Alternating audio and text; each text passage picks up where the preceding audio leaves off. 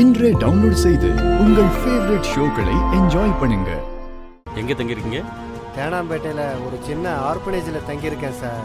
அன்னைக்கு உங்ககிட்ட ஃபோன் வாங்கி பேசின பொண்ணு யாருன்னு தெரியுமா?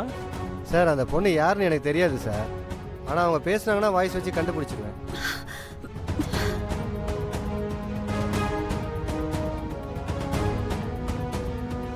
இப்போ உங்களை கூட்டு வந்தாலே அவ தானே உங்ககிட்ட ஃபோனில் பேசுனது. இன்னொரு தடவை பேச சொல்லுங்க சார், அவங்க வாய்ஸை நான் கண்டுபிடிச்சிடுவேன்.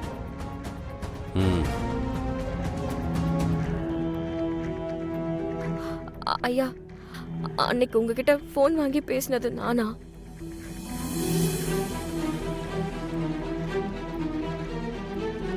இந்த பொண்ணு குரல் எனக்கு தெரியுமே சார். அப்படி போடு. இந்த பொண்ணு சொன்னல இப்பதான் பாத்தியா?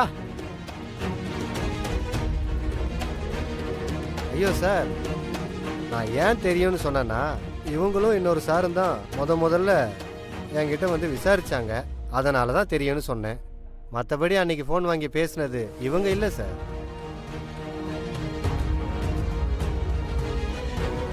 ஆனால் உங்கள் குரல் எங்கேயோ கேட்ட மாதிரி இருக்கு சார். யோ, உன்னை நான் பார்த்ததே இல்லை, சும்மா ஏதாவது உளறிக்கிட்டு. ஐயா, கொஞ்சம் நல்லா கேட்டு சொல்லுங்க. இந்த பொண்ணு இல்லையா? எனக்கு காதுங்கிறது கண்ணு மாதிரி. ஒரு வாட்டி ஒரு வாய்ஸை கேட்டேன்னா மறக்கவே மாட்டேன். அன்னைக்கு என்கிட்ட ஃபோன் வாங்கி பேசினது இந்த பொண்ணு கிடையாது சார்.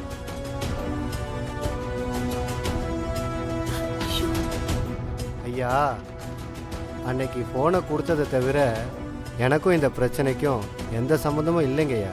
கொஞ்ச நேரத்துக்கு முன்னாடி சில ரவுடிங்க வந்து என்னை கடத்திட்டு போனாங்க. அவங்க என்ன சொன்னாங்கன்னா, இந்துன்னு ஒரு பொண்ணு பேரை சொல்லி அவங்க தான் இதுக்கு காரணம்னு பொய் சொல்ல சொன்னாங்க.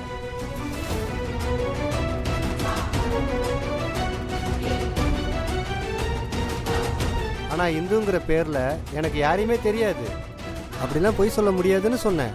உடனே என்னை கடத்திட்டாங்க. இவங்க தான் அந்த ரவுடி பசங்கிட்டேருந்து என்னை காப்பாற்றி கூட்டு வந்தாங்க சார்.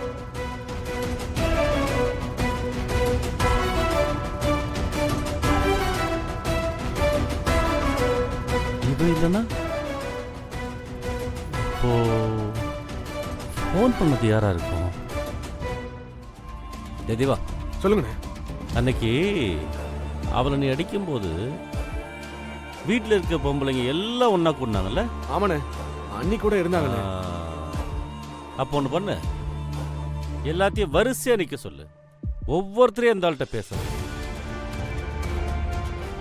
எவன் இதை பண்ணான்னு கண்டுபிடிச்சே ஆகும். சித்ரா வா. அண்ணி வாங்க வாங்க வாங்க, நீங்க 2 பேரும் வாங்க. எல்லாரும் நில்லுங்க, அப்படியே பஸ்ஸை நில்லுங்க.